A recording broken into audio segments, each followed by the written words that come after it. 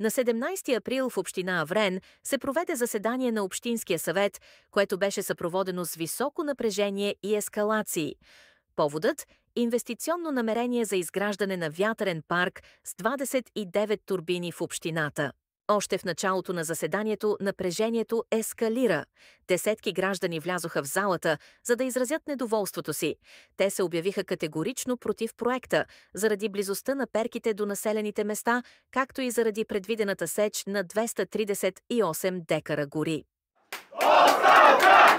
Оставка! Оставка! Според жителите на Аврен, подобен проект би променил драстично облика на района. Те са създали инициативен комитет, готов на протести и юридически действия. Това е първия случай, може би в историята на Европа, в който се изсича активна гора по средата на един от най-важните миграционни пътища на птиците, за да се постави ветроенергиен парк. Имаме много въпроси по отношение на откритите работни места, които се обещават от инвеститора. Имаме въпроси за това кой определи, как определи мястото, където ще бъдат поставени тези ветрогенератори. Трябва да се прецени каква е обществената полза спрямо обществената вреда.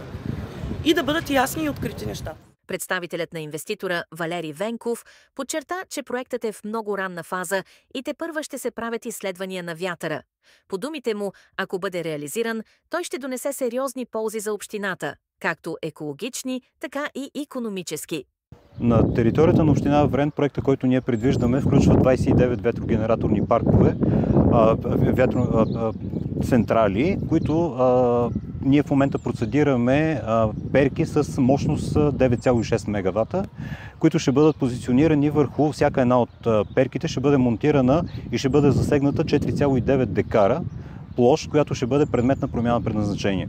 Сумарно на територията на община Аврен има 73 000 декара, което нашия проект, заедно с зоните, които ще бъдат изградени като пътен достъп за самия проект и за всяка една от перките, ще бъде в размер на 238 декара, което представлява 0,3% от горите на община Аврен. Инвеститорът твърди, че турбините ще бъдат снабдени с сензори, които ще предпазват птиците и че съоръженията ще бъдат на отстояние между 850 и 1200 метра от населените места. Само до едно от населените места ще има отстояние от 850 метра, останалите всичките са на 1200 метра разстояние.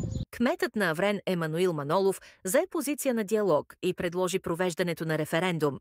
Докато различните страни излагат аргументите си, един факт остава ясен. Местната общност е разделена. Едни виждат възможност за развитие, други – заплаха за природата и здравето си. Проектът за вятърен парк в Аврен е на кръстопът между енергийната независимост и екологичната устойчивост. А решението ще зависи не само от институции, но и от гласа на хората в общината и от околните села.